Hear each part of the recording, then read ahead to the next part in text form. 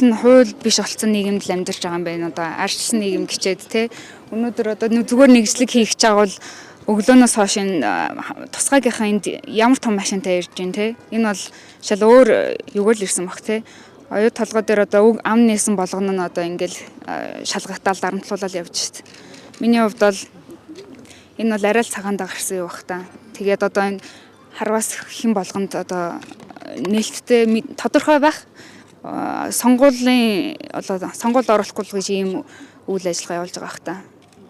Чи мэдээлэл хийзээ авсан бэ? Ямар мэдээлэлтэй?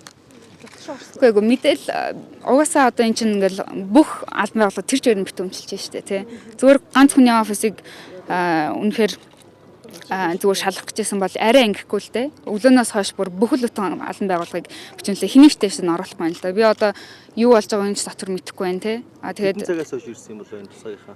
Одоо 1-2-оос хойш. Одоо та нар ийшээ очиод үзэхгүй юу да. Тэгээд арданд бөө тусгайгийн машинууд бүгдөө энэ цэцэрлэгийн ард ингээл бэж шít. Юуны тулд эднээс ингээ юу хүлээгээ байгаад байгаа. Хэрэгчлээ олон гэж ойлгож байна. Мэдгүй одоо би бас энэ чагаас гайхал зогсож байна. Яагаад юуны төлөө эднээс юу хүлээгээ суугаад байгаа. Би одоо яг тэрийг одоо мэдэхгүй байна. Дотор байгаа хүмүүстэй уцаар ч юм уу холбогдож мэдээлэл авч чадсан уу? Одоо энэс өөр одоо мэдээлэл өгч.